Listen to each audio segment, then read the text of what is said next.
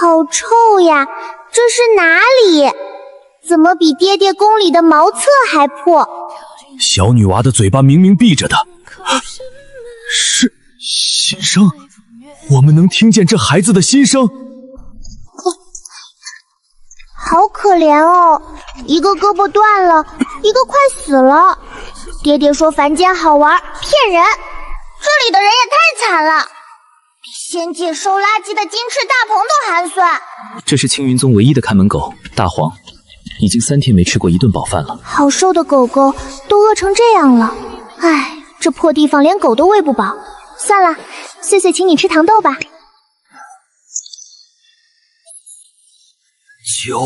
九转金丹，沈长清这辈子只在上古典籍的残页里见过这个名字。据说一颗九转金丹便可令筑基修士植入金丹，脱胎换骨，而碎碎一下子掏出了2颗，要喂狗。这糖豆都过期好久了，甜味都没了，难吃死了。过期的？300年的九转金丹叫糖豆，嫌它过期不好吃，给狗狗吃刚刚好。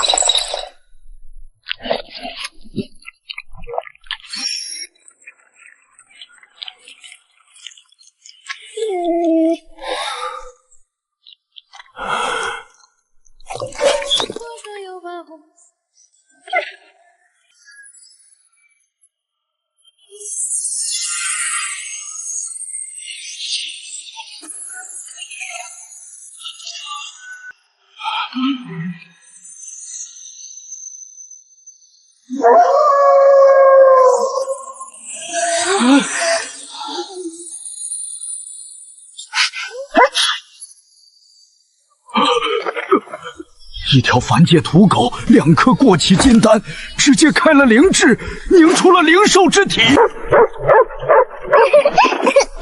狗狗变漂亮啦，跟爹爹养的天狼有一点点像呢，就是小了一滴滴。天狼，上古神兽，传说中天帝座下的坐骑。这丫头的爹到底是什么身份？冲呀，去那个破房子看看。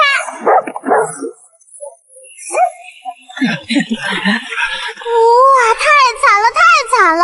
这破地方连个像样的法阵都没有，灵气稀薄的跟没有一样。爹爹宫里的茅厕都比这里灵气多好多哦。茅厕这个词扎心了。这个姐姐好可怜，眼睛看不见了。在仙界的时候，四叔说过，他随便搓个丹就能治好。四叔好厉害的！姐姐，你蹲下来嘛，碎碎给你吃糖。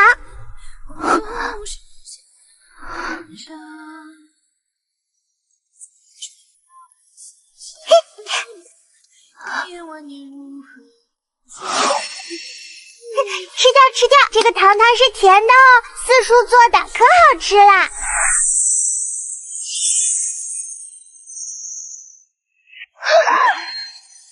师妹，你怎么了？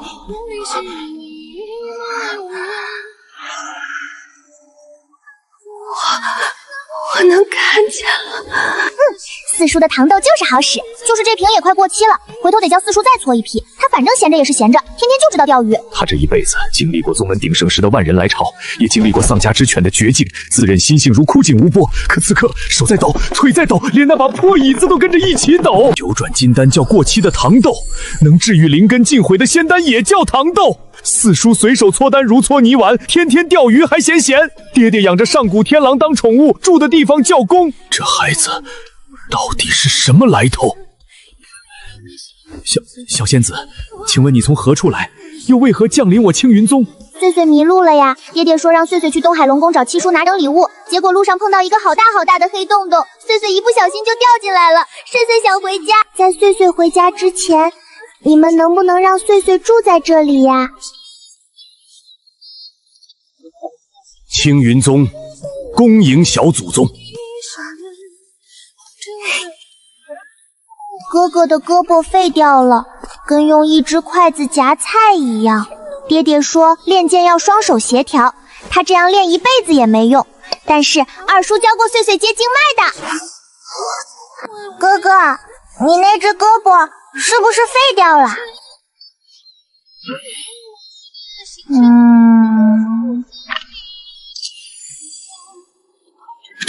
小祖宗，你会？会的，二叔教的。别说话，影响岁岁数学位。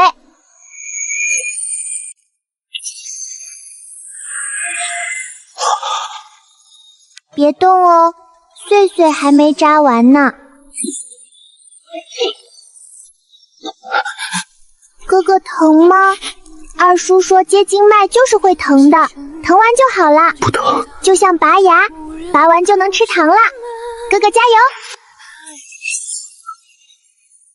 好啦，哥哥试试看。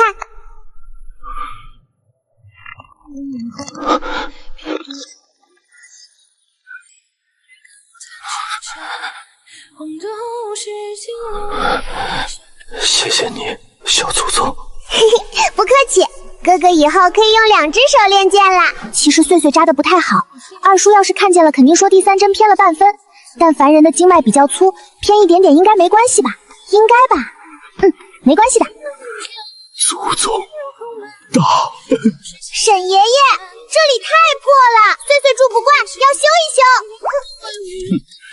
哇，这个屋顶都漏了，下雨不就变洗澡堂了吗？难怪这里的人这么弱，炉子都裂了，跟拿漏勺煮汤有什么区别？这个是五叔上次给岁岁玩的巨灵种子，五叔说埋进土里浇点水就能长出巨灵树，一棵树能管方圆10里的灵气。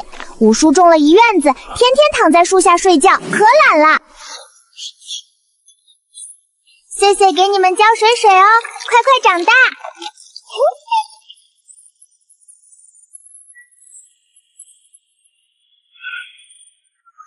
谢小祖宗，青云宗绝不辜负这份恩情。沈爷爷别哭了，岁岁还没修完呢。这个是六叔给岁岁的护门牌牌，六叔说插在门口，方圆10里都进不来坏人。先借给你们用吧，反正六叔那里多的是，回去再要1块就好了。六叔最大方了。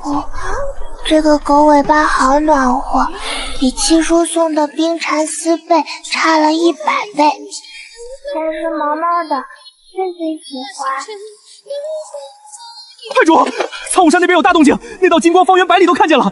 弟兄们说守候山灵石整个都炸开了，还有那股灵气的味道，派主那气息比咱们宗门1整年的还浓。有意思，明日去苍梧山走一趟。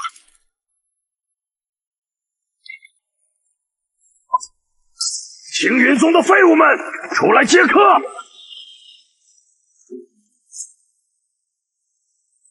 沈老头，昨晚那道金光是怎么回事？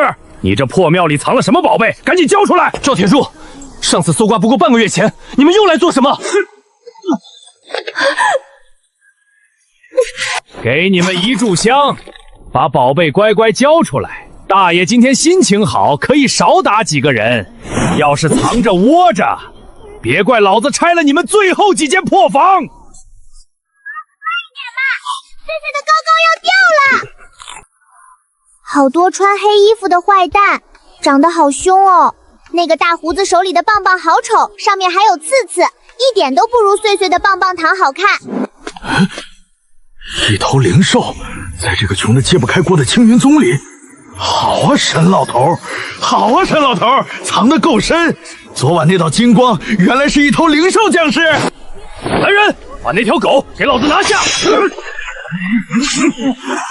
他们要抢岁岁的狗狗？别怕，岁岁在呢。没有声音，至少人耳听不见任何声响。下一秒，苍梧山炸了，无数双眼睛亮了起来。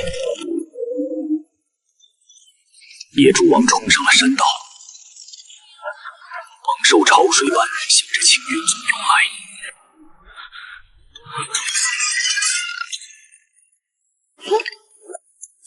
沈爷爷，你看，岁岁叫了好多小动物来玩。爹爹说了，出门在外被人欺负了不能哭鼻子，要先叫帮手，帮手越多越好，能吓死人最好。打架多疼啊，吓跑就行了嘛。撤！快撤！黑山派弟子们跑得比兔子还快，连滚带爬地跑了。喧嚣散去后，苍梧山重新安静了下来，但也没有完全安静。被岁岁召唤来的野兽走了一半，留了一半。这小祖宗，这些能让他们回去吗？他们不想走呀，他们说这里虽然破，但是没有猎人放陷阱，住着安心。师尊，赵铁柱这趟不会是最后一次。申长青和顾星河都知道，这场风波才刚开始。派主，那青云宗来了个邪门的小丫头，还有一头灵兽，还能召唤百兽。弟兄们被野猪追了5里地啊！派主，灵兽、百兽齐聚，有意思。传令下去，请天机阁的陆先生来一趟。在下天机阁陆衍，途经贵地，见灵气异常充沛，特来拜访。沈宗主不介意吧？陆先生远道而来，请进。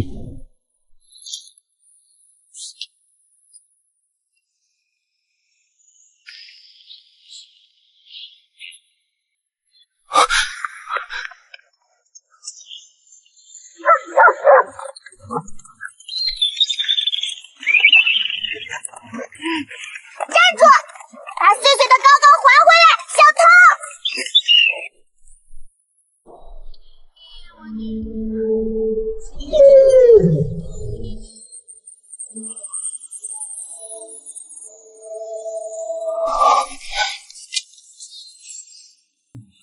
陆衍暗中催动了天机阁独有的秘术——洞威术。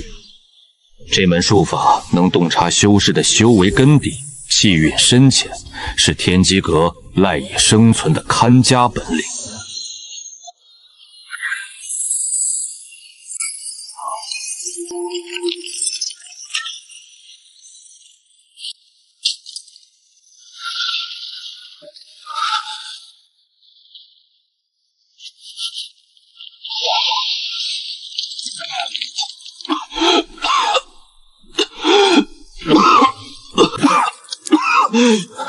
陆衍的洞威术被反噬了，这辈子头一回。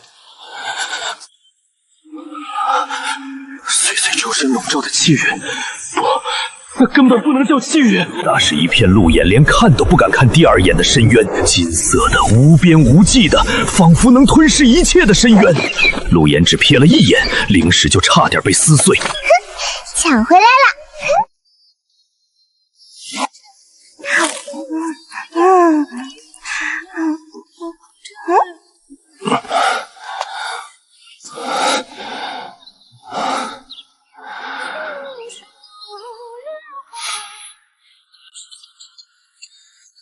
这个人笑得好假哦，跟七叔偷吃零食被发现时一样，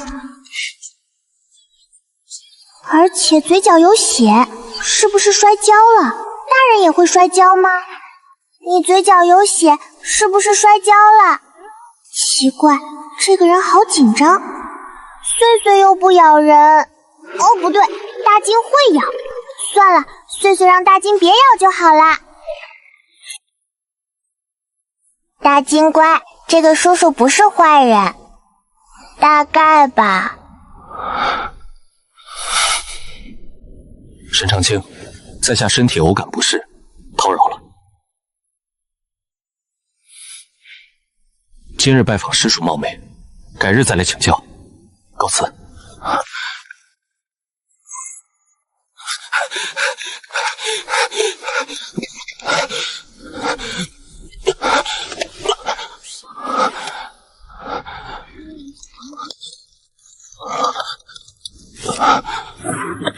15年了，陆衍纵横天机阁15年，陆衍洞察过金丹大能的底细，窥探过化身老祖的气运，从未失手。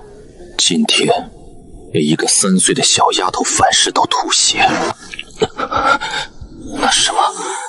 那片深渊里竟然有血影，每一道都庞大到不可直视，超出了凡界的范围。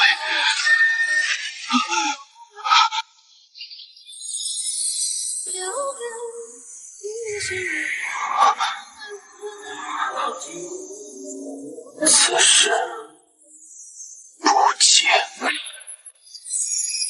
陆先生，价钱好商量。有些钱赚了是要折寿的。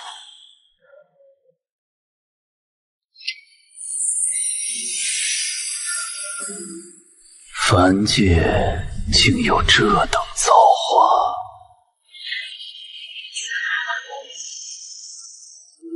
看来得亲自走一趟了。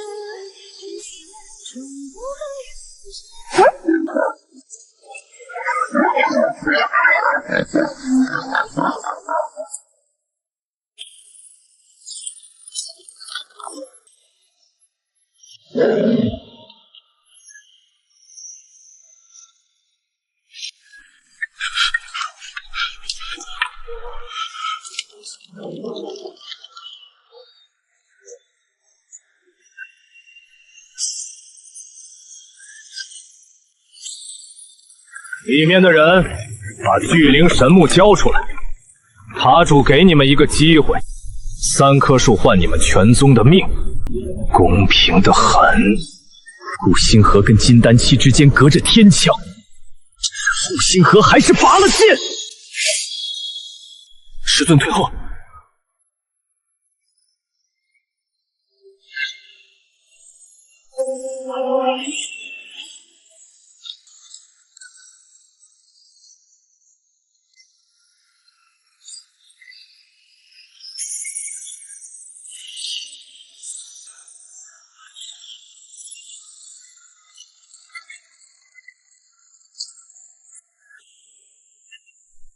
最后一次。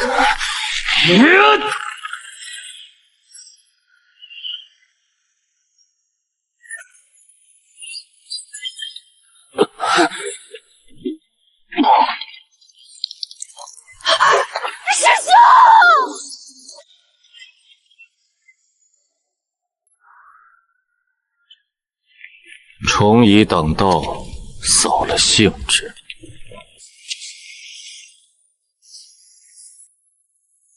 你打沈爷爷啦！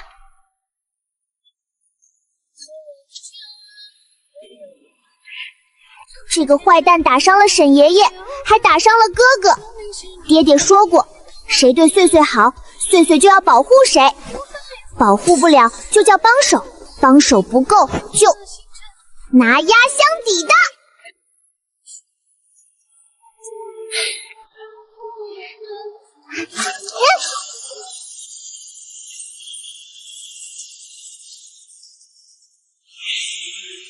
大虎，保护大姐！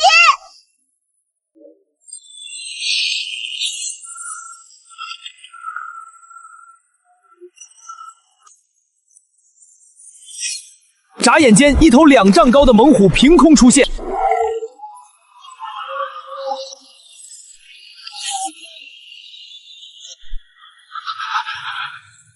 华神，华神还恐怖。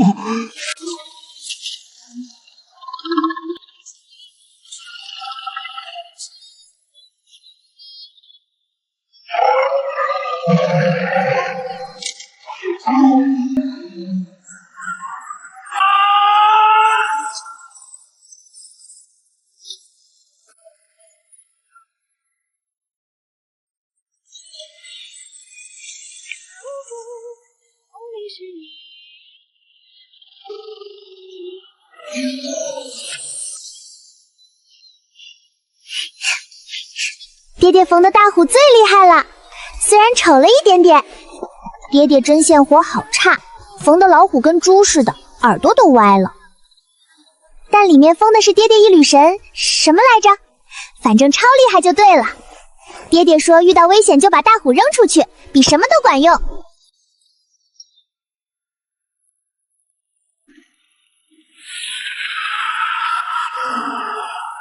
有趣，越来越有趣了。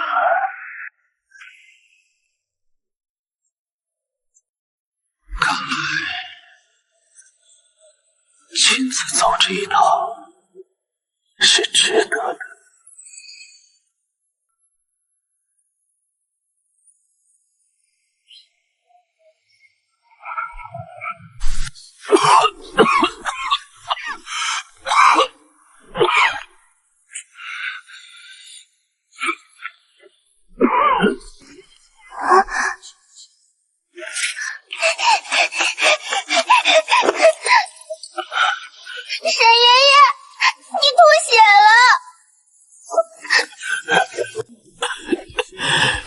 没事，只是呛着了。骗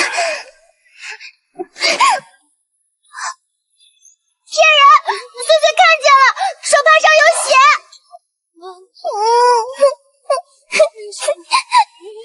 沈爷爷，你是不是要死了？你不能死，你死了谁给碎碎烙高高？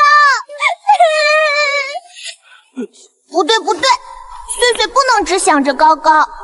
沈爷爷对碎碎很好的，每天把最大的饼子给碎碎，沈爷爷自己只喝汤汤。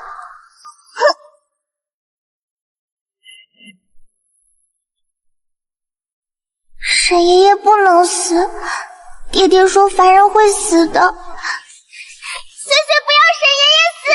沈爷爷的身体好烂，经脉断了一大半，丹田裂了一条缝，肺腑里面乌漆麻黑的全是余毒。聚灵术的灵气只能养着不让它更差，但治不了根。这个比哥哥的胳膊难多了。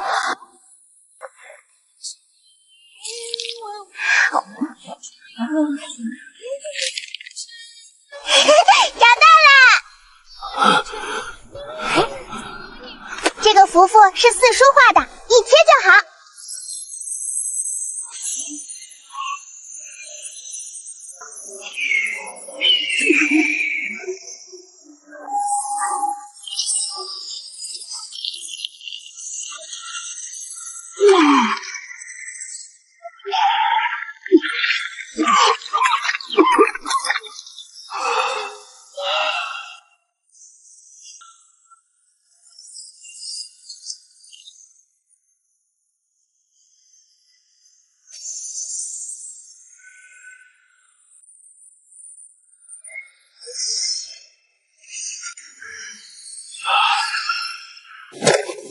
老朽残躯，蒙小祖宗再造之恩。青云宗上下，生死追随，绝无二心。沈爷爷别磕了，地上好硬的，会磕出包包。凡人好奇怪，为什么一感动就磕头？爹爹说碎碎只用给爹爹磕头，别人不用的。沈爷爷好了就好了嘛，干嘛搞这么大动静？沈爷爷不咳了吧？那今晚多烙2张糕糕，碎碎想吃甜的。上次的糕糕太硬了，碎碎的牙都快咬掉了。好，给小祖宗烙甜的。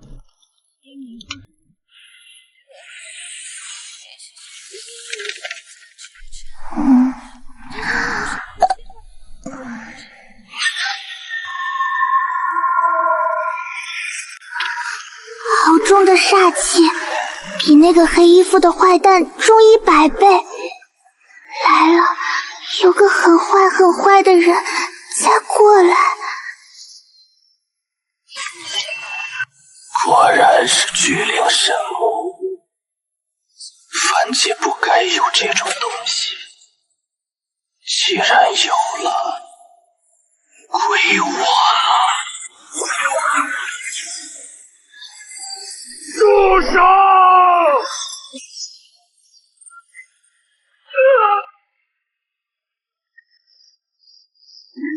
你打沈爷爷了！爹爹说过，谁对碎碎好，碎碎就要保护谁，保护不了就叫帮手，帮手不够就拿压箱底的。不许打大姐！大坏蛋，你欺负碎碎的人，碎碎不原谅你！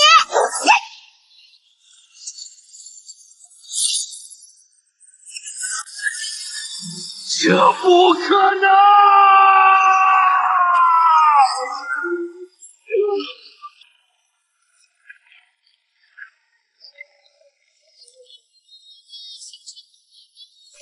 碎了，爹爹的铜钱碎了。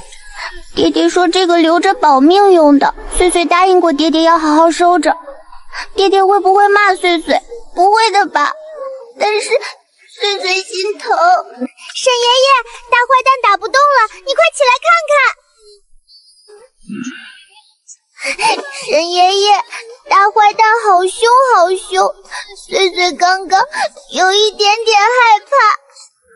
沈爷爷，那个大坏蛋怎么办呀？扔掉吗？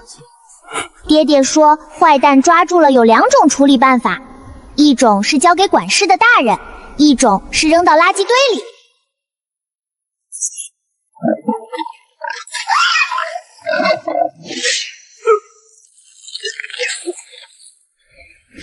就先搁这儿吧。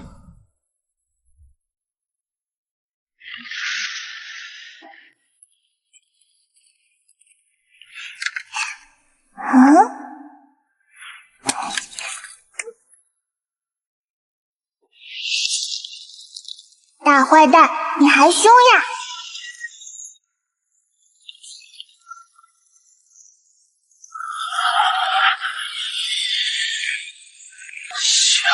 小丫头，你知不知道你做了什么？老夫是黑渊塔塔主，你敢封我，整个黑渊塔不会放过！你说话好难听。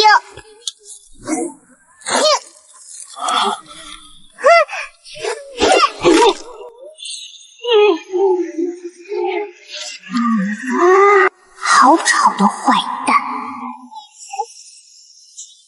爹爹说坏蛋被抓了还嘴硬的，就是欠收拾。七叔每次偷碎碎零食被抓到也是嘴硬，死不承认。后来碎碎把他的鱼竿藏了，他就老实了。这个坏蛋没有鱼竿，那就堵嘴好了。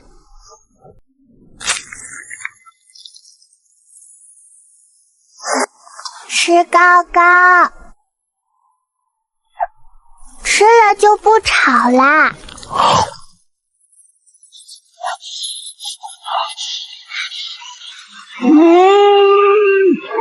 他堂堂元婴修士，300年来杀人如麻，此刻嘴里被塞了块小饼，那股屈辱感比被封印还要炸裂10000倍。但饼子确实挺甜的，掺了灵蜜，入口即化，还带着一股暖融融的灵气。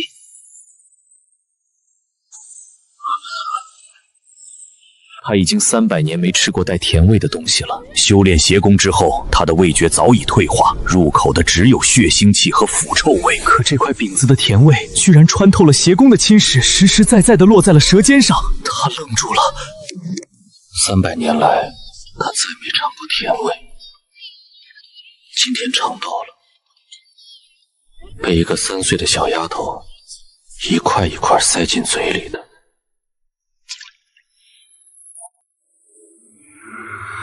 他捕捉到了一丝极其微弱却刺眼的信号，苍王山方向有超越凡界上限的气息波动。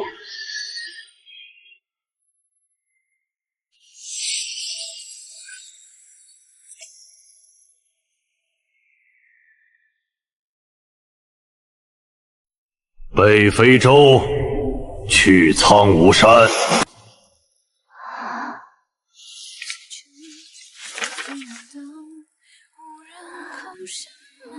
以至强之封印锁其根基，若被封者灵石未灭，可导其灵力，反哺封印载体所在之地。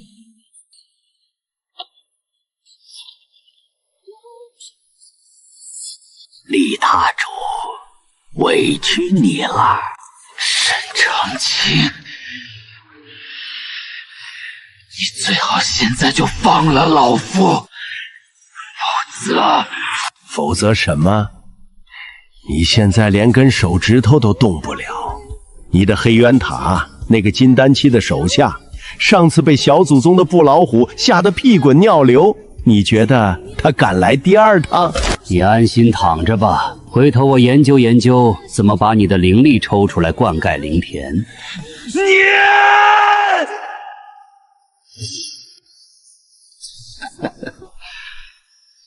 青云宗有救了。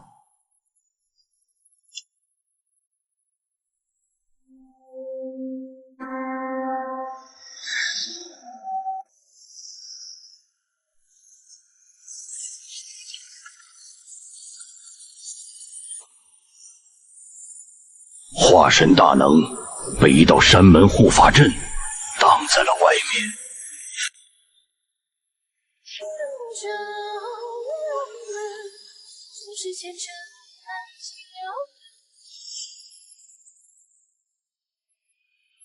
这道防御法阵的品级超出了老夫的鉴定能力。老夫活了800年，从未遇到过这种情况。青云宗沈长清、天玄宗白鹤特来拜访。沈爷爷，外面有个白胡子老头在敲门，好长好长的白胡子，比沈爷爷的长3倍。小祖宗，那位是天玄宗宗主化神期的大能，咱们得客气点儿。画什么？就是很厉害很厉害的人。白胡子爷爷，你找谁呀？小姑娘好，老朽天玄宗白鹤，听闻苍梧山异象，特来拜访。沈爷爷，白胡子爷爷说要进来玩，让不让呀？大金说他不是坏人，让他进来吧。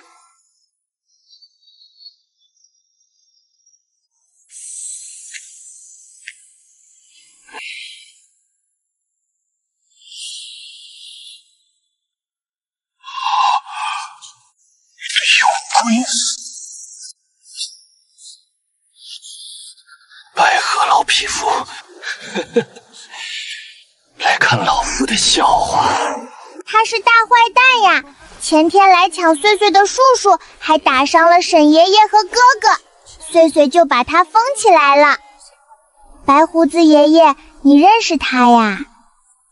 他是你朋友吗？不算朋友。他说跟你不是朋友。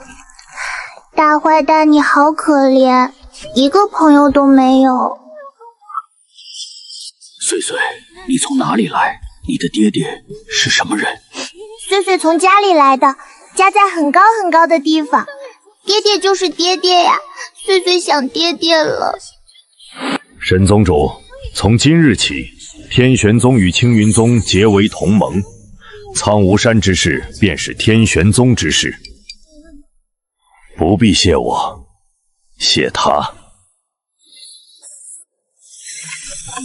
沈宗主，玄冥宗已派遣执法长老南下探查。周晨化神初期，实力不在老朽之下，多加防范。今天的糕糕是甜的哦，沈爷爷加了双倍蜜。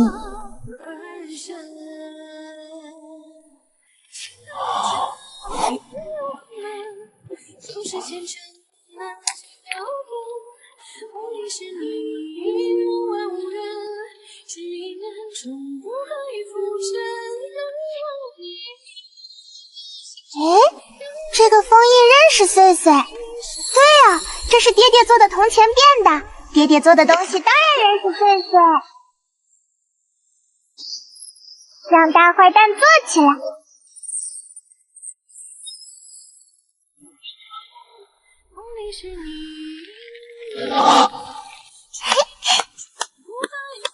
大坏蛋，你坐起来啦！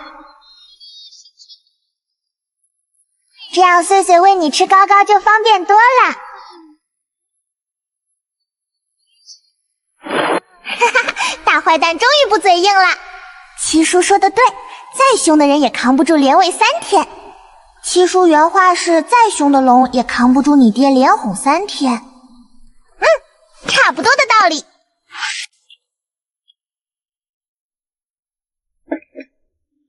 李塔主，请。自己吃不了，手被封着。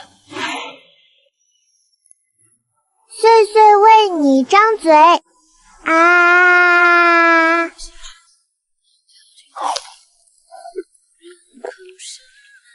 甜了。甜的才好吃呀！大坏蛋，你太瘦了，多吃点儿，吃胖了就不像骷髅了。师尊，百合真人传讯，玄冥宗执法长老周晨最快3天之内到。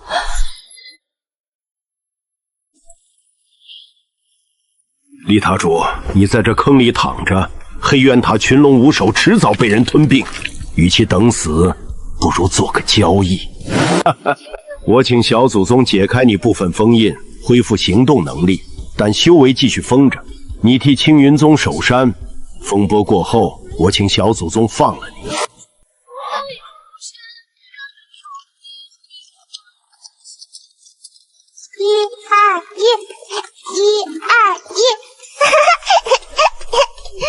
交易可以，但老夫有一个条件。说，每天的饼加1块。封印，让大坏蛋的腿动起来。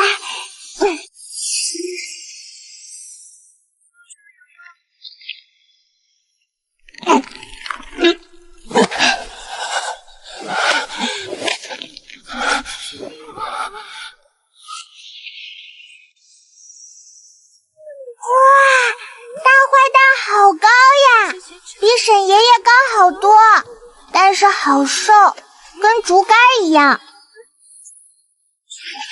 大坏蛋站起来跟躺着完全不一样，躺着像条咸鱼，站起来像根筷子，都不好看，得多喂几天高高才行。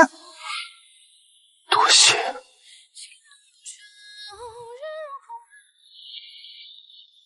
不客气，大坏蛋以后要乖乖的哦，不许打沈爷爷，不许抢碎碎的树树，不许凶碎碎的狗狗，答应吗？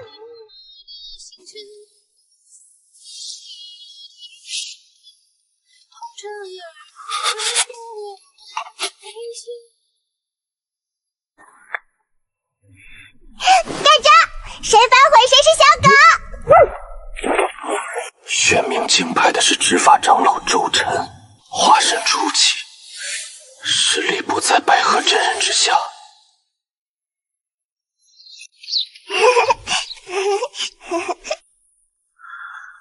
我怎么能指望一个3岁的孩子，一次又一次掏出宝贝来替我们挡灾？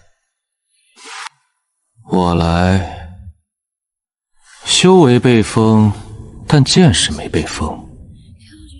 周晨那老东西有个致命弱点，周晨每次运功到极致时，灵视中就会浮现当初被他灭门的老妪面孔。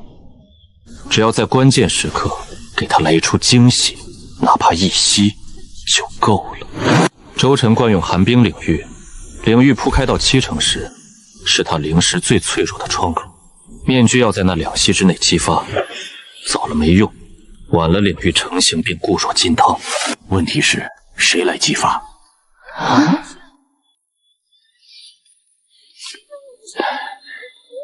小祖宗，后天需要你用那个面具吓一吓坏蛋，但在特别准的时候。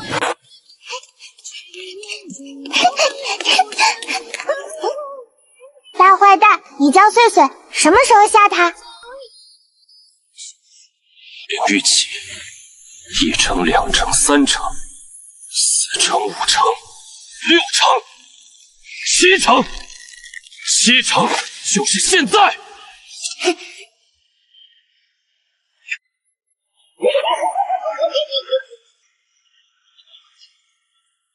不行，慢了半息，要再快一点。再来！爹爹说保护家人不能马虎，快半息不行，慢半息也不行，要刚刚好，刚刚好就是最厉害的。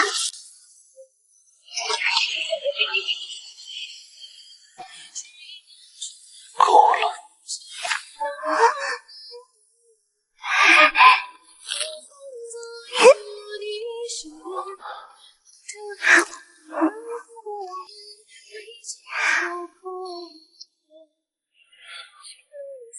这是什么？碎碎也不知道，但是爹爹给的东西都有用的，关键时刻捏碎准没错。大坏蛋，明天要加油哦！明天不管来什么坏蛋，穗穗都不让他欺负沈爷爷和大坏蛋。大坏蛋已经跟穗穗拉过钩了，就是穗穗的人了，谁都不许动。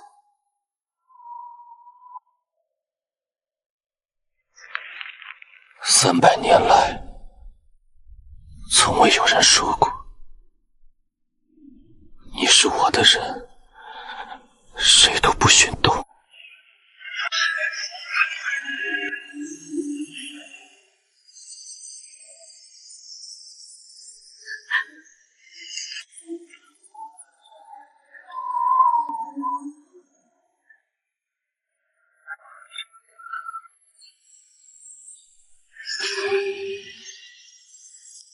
青云宗沈长清，出来说话。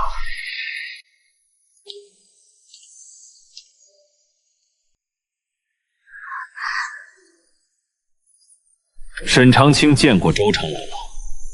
筑基巅峰，机缘倒是大。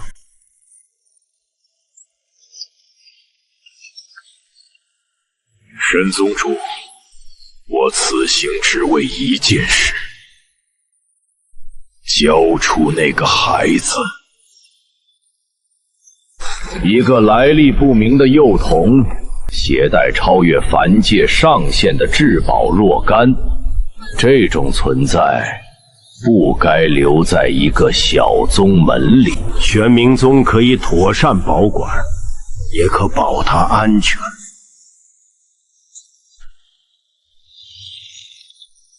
他是我青云宗的客人，不是货物，恕难从命。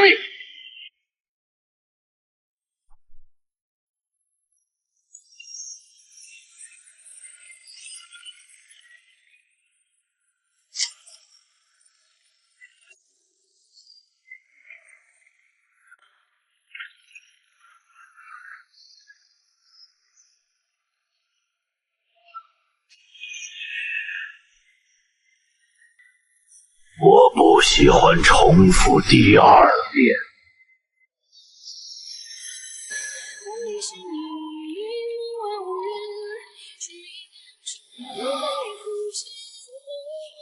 1成、2成、3成。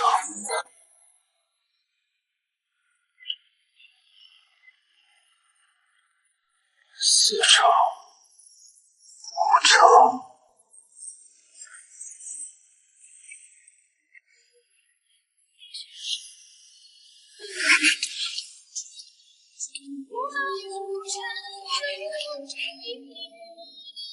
6成、7。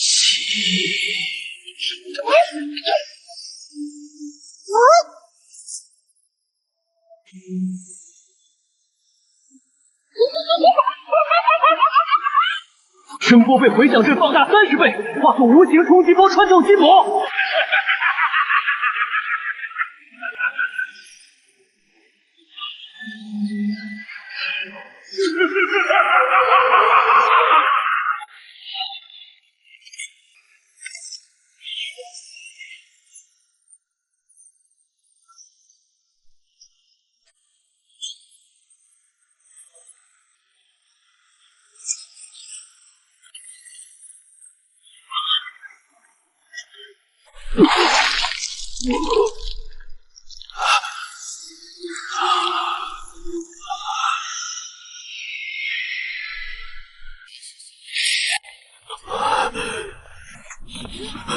恐惧本源器，这种东西凡界不该存在。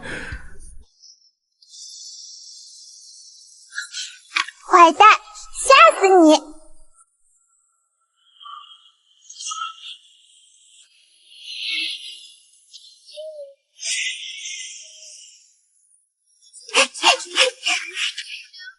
大坏蛋，穗穗算的准不准？时间对不对？准。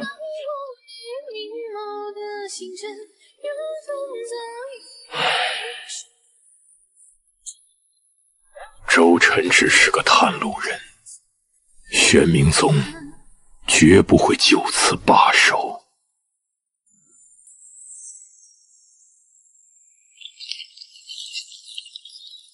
周晨走后，苍梧山安静了3天。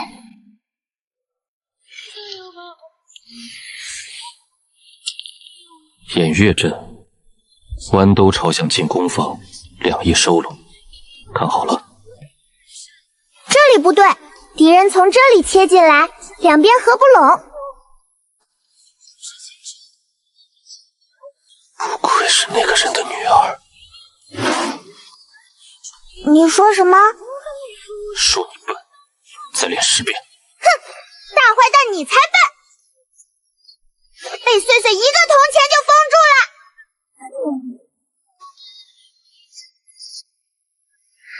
师兄，你看，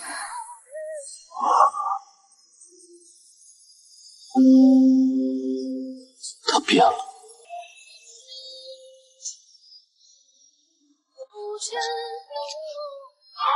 大坏蛋，你今天笑了。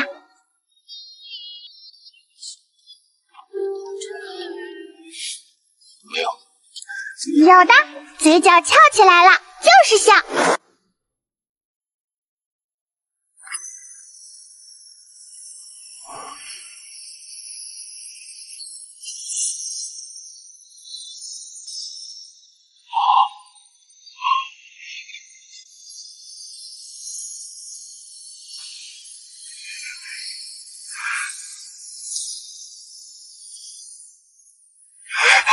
这是爹爹的血，爹爹找碎碎了。爹爹没有忘记碎碎，雪花落在身上，爹爹就能看到我在哪儿了。爹爹，碎碎在这里。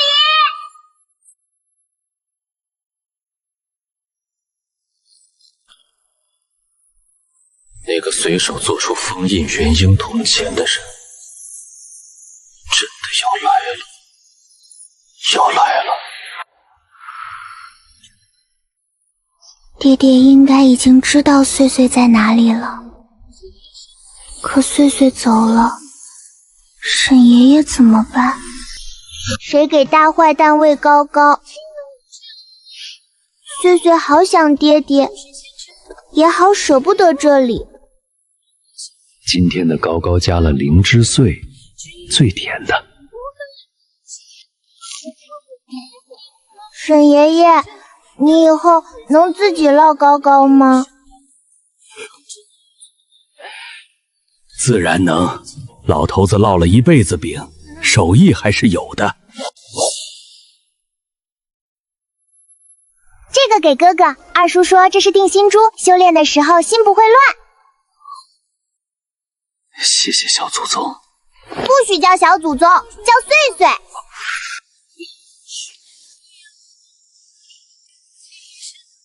好看，姐姐好看。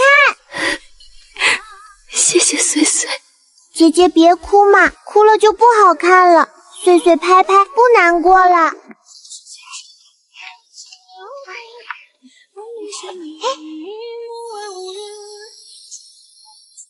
今天怎么这么多？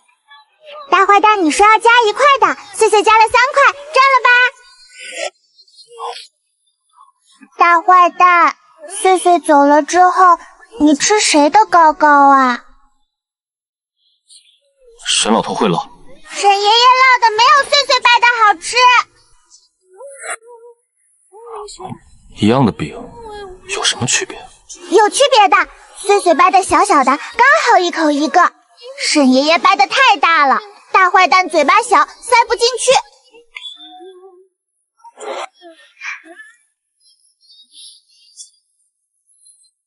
这是碎碎画的，送给大坏贴在你睡觉的地方，每天看就不会忘记碎碎了。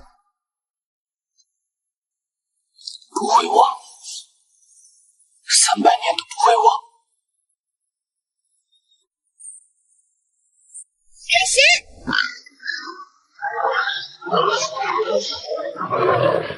及格。才及格？后排支援跟前锋冲击之间有半息的断档，实战中半息够一个筑基修士穿插到你的指挥位里。这股气息不是周晨，是谁？司空轩。强的坏蛋，比上次那个冰块脸强好多好多。大坏蛋都在发抖了。这个人面具可能不够用。青云宗的，本座只说一遍，那个孩子身上的东西交出来，孩子本座不伤。送天玄宗有白鹤看管，聚灵术留下，归玄冥宗，把阵拆除，献一炷香，不是商量。沈长清，把小丫头带到后山密道，走，老夫拖住她。大坏蛋，走。不走！小丫头，别闹！岁岁说了不走，大坏蛋你没有力量了，你去拖住他会死的。岁岁不要你死，你答应过岁岁的，拉过钩的。时间到了。爹爹说摇一下这个铃铛，不管岁岁在天涯海角，爹爹都能听到。但是爹爹也说了，赶过来的时候，中间的东西都会碎。天穹正中央被一股伟力狠狠撕裂，一道贯穿南北的巨大金色裂缝赫然显现。这种恐惧是他活了600年都未体验过的，是来自灵魂深处的无法压制的恐惧。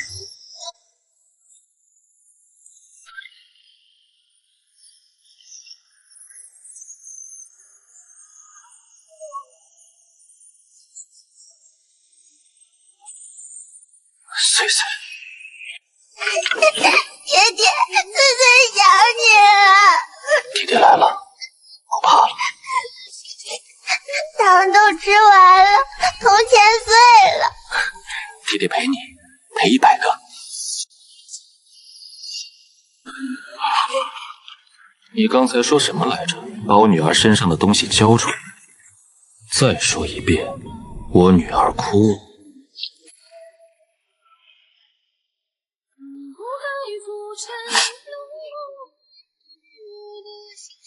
爹爹，那个就是欺负沈爷爷他们的大坏蛋。弟弟知道了。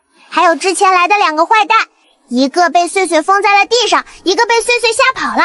哦，对了，还有一群穿黑衣服的，被岁岁的小动物追跑了。我闺女真厉害。才没有，岁岁差点就撑不住了。铜钱用掉了，糖豆用光了，面具也只能用1次。要不是爹爹来了，岁岁就……不会的，弟弟永远都来得及。岁岁好困，睡吧，弟弟抱着你。爹爹不许走。不走。青云宗，沈长清，多谢照顾岁岁，改日再谢。修为封3年，自己回去。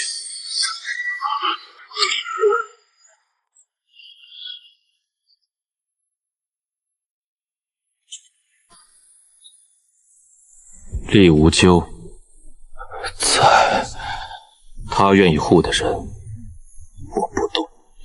封印3个月后自动解除，解除之后，你是继续当邪修，还是怎样，随你。但我女儿给你的东西，你最好收好了。爹爹没走，说了不走。爹爹快来，岁岁带你认人。然后你帮岁岁修一修这里。爹爹，这是武术的种子种的，长得好不好？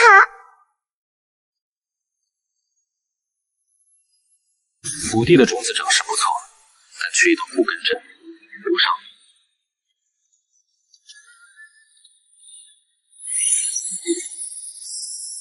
爹爹在帮岁岁补作业，爹爹最厉害了，以后就不用再淘兜里的东西啦。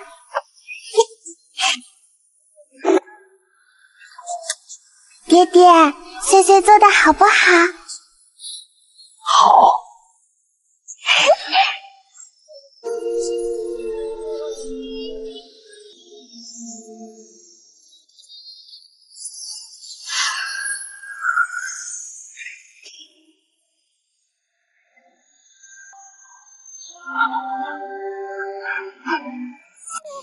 清明剑典，适合你的路子，别浪费了我女儿的金针。爹爹，你是不是明天就要带穗穗回去了？想回去吗？想，但也舍不得。小祖宗该回家了，爷爷一样都不会辜负。以后带弟子们去看你。等我练成清明剑诀，就第7层。姐姐说会帮穗穗照顾大灰、二灰、三灰和小狐狸。路上吃。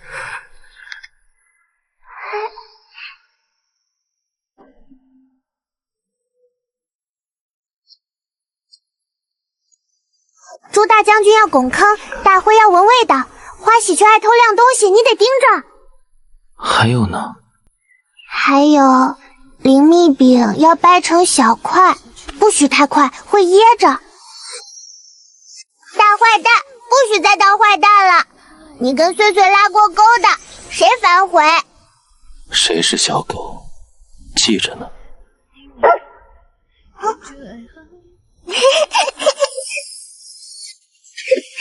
大坏蛋，你要好好的，穗穗会回来的。回来的时候带2块饼，带10块。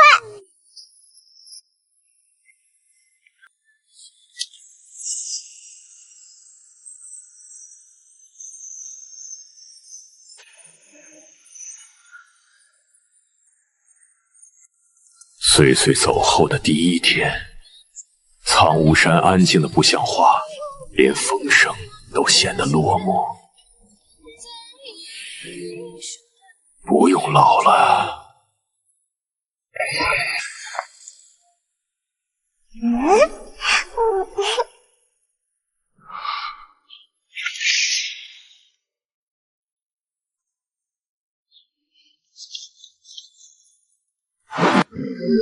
万物皆有灵，他们不懂什么是告别，只知道那个最爱他们的人不见了。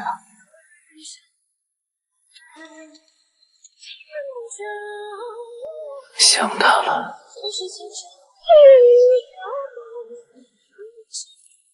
吃饼。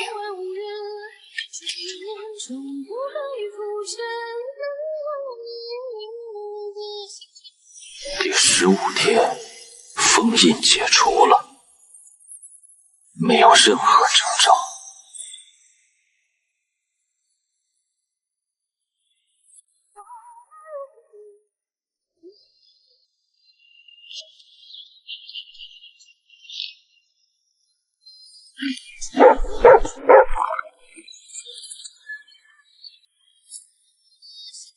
李塔主，封印解了，打算走？饼还没烙利索，走什么走？那就留着，灶台归你了。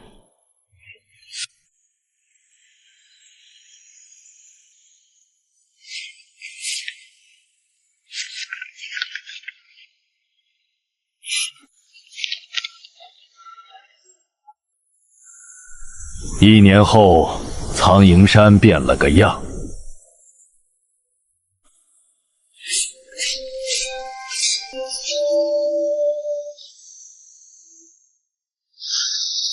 比我烙得好，本来就比你好。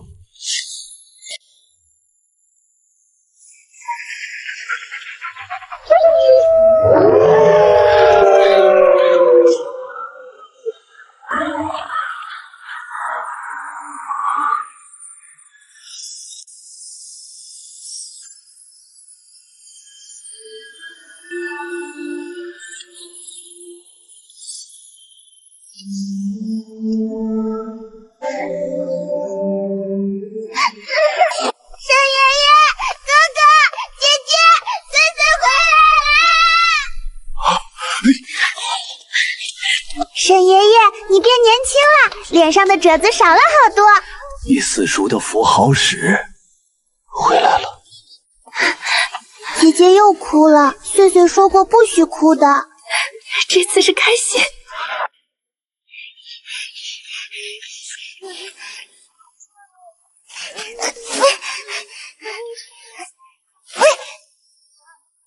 坏蛋，碎碎说过的，带10块高高。碎碎自己捞的，让四叔教的，练了好多次。大坏蛋，你瘦了还是胖了？多吃点就不像骷髅了。甜了，甜的才好吃。尝尝。大坏蛋，你会烙饼啦，跟单爷爷的一样好吃。比他好。吹牛。吃饼。大坏蛋，碎碎回来了，带10块高高，说到做到。